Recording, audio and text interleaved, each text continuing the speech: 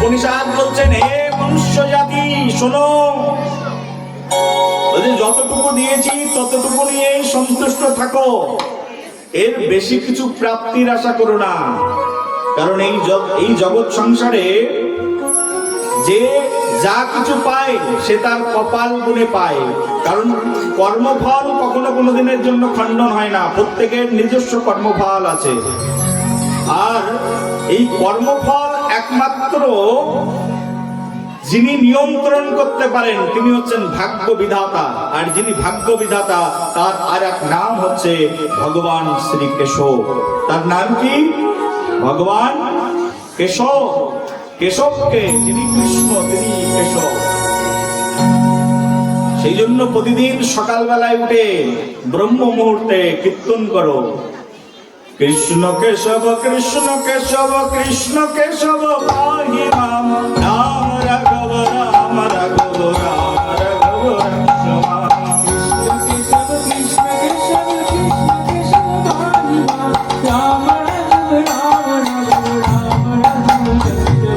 বলো সবে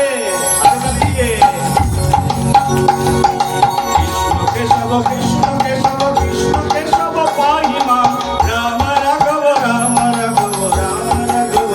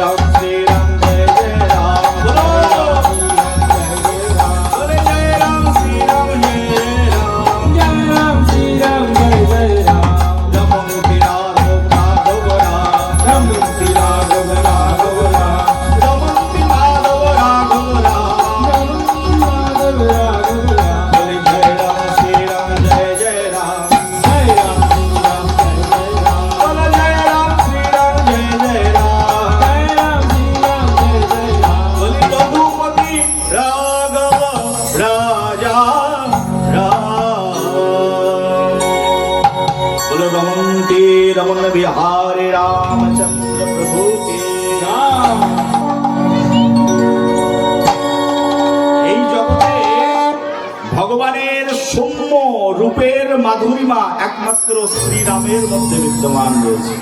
সেই জন্য শ্রীরামের রূপকে চিন্তন করো, রাম কৃষ্ণের নাম মুখ দিয়ে উচ্চারণ করো, দেখবে তোমার জীবন স্মিত হয়ে যাবে, শান্তির বাতাবরণ ফিরে আসবে। প্রাতকালে কৃষ্ণ কেশবের নাম কীর্তন করো, রাম রাঘব রক্ষমাম, হে রাম রাঘব আমাকে রক্ষা করো। ভগবান শ্রী রামচন্দ্র ধনুর্বাণ নিয়ে তোমার সামনে দাঁড়িয়ে যাবেন। যখনই বলবে তুমি রাম রাঘব রাম রাঘব রাম রাঘব রক্ষমাম, রাম রাঘব রাম রাঘব রাম রাঘব রক্ষমাম,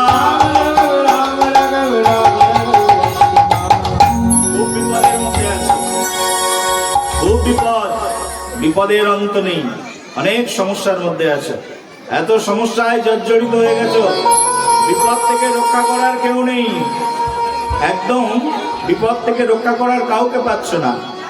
তখনই মহা বিপদের মধ্যে থেকে, মহা সংকটের মধ্যে থেকে একবার মুখ দিয়ে বলে দাও, মহা মহা শত্রুরা তোমাকে ঘিরে রেখেছে, শত্রু থেকে তুমি রক্ষাই পাচ্ছ না, আর এই শত্রু থেকে রক্ষা যদি পেতে চাও তাহলে কীর্তন করো, রাম রাঘব রাম রাঘব রাম রাঘব রক্ষমান।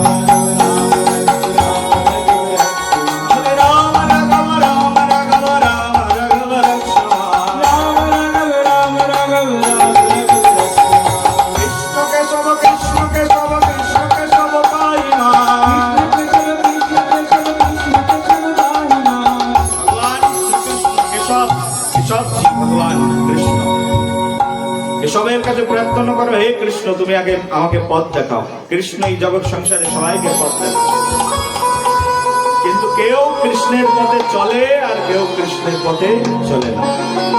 বলে রাধে রাধে রাধে রাধে।